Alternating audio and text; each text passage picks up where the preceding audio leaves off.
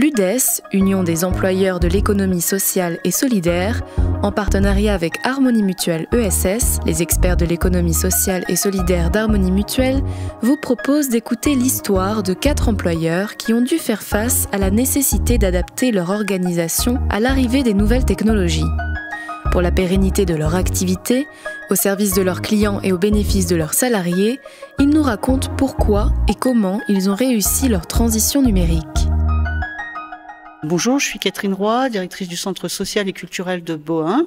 Bonjour, Julien Poulet, coordinateur numérique au Centre social et culturel de Bohain et à l'espace numérique TechCab. Le Centre social et culturel de Bohain est une association loi 1901 qui a été créée en 1997, qui met en place des activités de 0 à 99 ans, des activités de loisirs, des activités éducatives, sportives et aussi des activités de développement social pour le territoire et les habitants du pays du Vermandois. Nous sommes 20 salariés en ETP, donc 20 ETP, 7 jeunes en service civique et nous avons plus de 2000 adhérents usagers du centre social tous les ans. Quelle a été la problématique de la transition numérique ? Une problématique pour la transition numérique, c'était déjà avoir le matériel, parce qu'il y a quelques années, le matériel informatique était quand même beaucoup plus coûteux et beaucoup moins accessible qu'aujourd'hui. Il fallait déterminer quels étaient les bons outils pour les bonnes personnes et pour les bons services, et comment on allait pouvoir justement s'emparer de cet outil et le partager au mieux, aussi bien dans l'équipe qu'avec les membres du conseil d'administration, nos administrateurs, qui ont besoin aussi d'avoir accès à des éléments administratifs.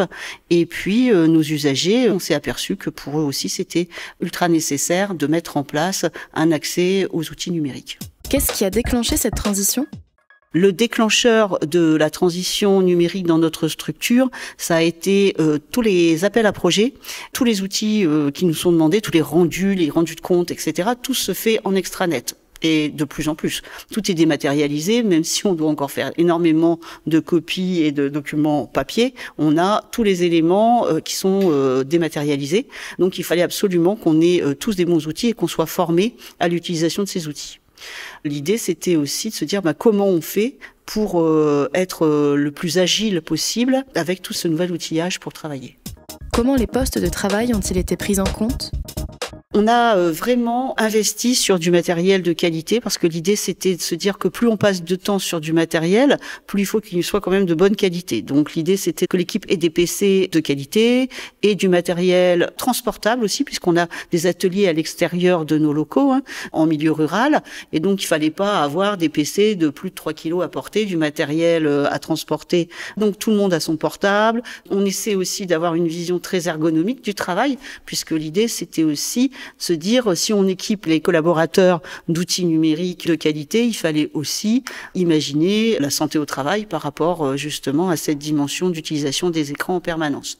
Donc filtre sur écran si besoin, des souris adaptées aux troubles musculo-squelettiques. Il y a aussi toute cette appréhension à avoir quand l'outil numérique est utilisé de manière quotidienne, répétitive, voire permanente. Vous avez pu vous appuyer sur des ressources en interne ? L'avantage qu'on a par rapport à la transition numérique, c'est qu'on est une équipe de jeunes, puisque toute mon équipe sont des trentenaires, donc ils sont nés avec l'outil numérique. Et pour eux, ça a été assez facile de s'emparer sur leur lieu de travail des outils au numérique, puisqu'ils les ont eus dès leur scolarité. Nous avons la chance d'avoir 2 postes d'animateurs numériques qui sont financés. Dans le cadre d'un appel à projet qui a été porté par la Fédération des centres sociaux des pays Picard, c'est l'appel à projet FEDER Centres sociaux numériques 2.0, 6.0, 8.0. Donc nous avons la chance d'avoir 2 postes d'animateurs numériques. Ces 2 personnes nous accompagnent au quotidien sur justement l'appréhension de l'outil, la maintenance des outils aussi, parce que ça aussi, ça a un coût pour les structures. Ça peut être aussi quelque chose d'assez important. Donc tout est fait en interne et tout est partagé en interne. Les formations qui sont mises en place sont des formations qu'on partage avec nos administrateurs et avec nos usagers. À chaque fois qu'il y a un logiciel intéressant pour la pratique au quotidien, Julien et Charles nous mettent en place une formation en interne. Concernant les formations, c'est beaucoup d'auto-formation ici, que ce soit moi ou mes collègues. Ça va être des MOOC généralement, ça va être Open Classroom pour tout ce qui va être programmation, ça va être des vidéos YouTube. Là, il n'y a pas longtemps, on a mis en place des ateliers montage vidéo à un niveau un petit peu plus complexe, donc on a utilisé Shotcut. On passe toujours par des logiciels gratuits, parce que le but c'est de pouvoir former aussi après le public et qu'ils puissent s'approprier les outils assez facilement et surtout gratuitement. Donc même pour le traitement de texte, on passe par un LibreOffice au lieu d'Office de chez Microsoft. C'est donc une transformation qui concerne l'organisation, mais aussi les services que vous fournissez au public. Comment cela s'articule-t-il ? Je suis arrivé en 2019 au centre social. Il n'y avait pas réellement de secteur numérique en place. Il y avait des petites choses qui se faisaient déjà avec des collègues qui faisaient un petit peu d'informatique, notamment avec les seniors. J'ai mis en place tout un catalogue d'ateliers, que ce soit collectif ou même individuel en fait, allant du traitement de texte à des choses plus complexes, la robotique, de l'impression 3D, de la programmation, du montage photo, vidéo. Ce qui sert au public nous sert à nous, et le catalogue de formation qui est mis en place par Julien et Charles pour le public, nous on vient piocher dedans aussi parce qu'on a des besoins, et quand on a des besoins, parfois ça éveille aussi un nouvel atelier, ça donne naissance à un nouvel atelier pour que le public et les usagers et les administrateurs puissent aussi y avoir accès. Donc c'est vraiment une transition partagée sur notre structure et sur notre territoire, aussi bien avec les salariés qu'avec les bénévoles, qu'avec les usagers et les administrateurs. Comment les besoins des uns et des autres sont-ils définis ? Je définis les besoins des usagers, du CA et de l'association par du concret, c'est-à-dire, nous on fait des ateliers Canva, imaginons. Alors Canva, ça permet de créer des supports de communication en ligne de façon très simple et ludique. On l'a mis en place avec le public et nos collègues du centre social se sont dit, tiens, vos affiches, elles sont super, est-ce qu'on ne pourrait pas être formés dessus ? Pareil pour les outils partagés, on avait tous des outils, des tableaux Excel par exemple sur nos PC, chacun un petit peu éparpillé.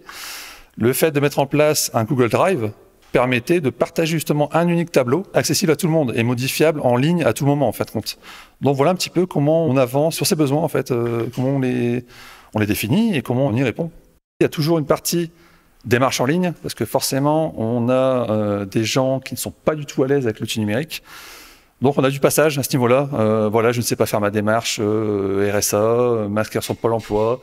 Donc là, ils ont forcément besoin d'accompagnement. C'est là où sont les limites, justement, de la numérisation, de la dématérialisation de tout.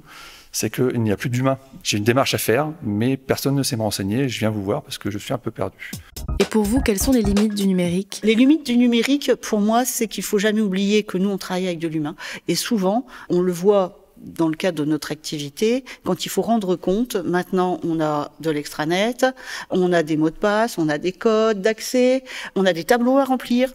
Et c'est difficile parfois de traduire une activité à partir du numérique uniquement. Parfois on travaille au vivant. Ça refroidit un petit peu le vivant, je trouve, le numérique.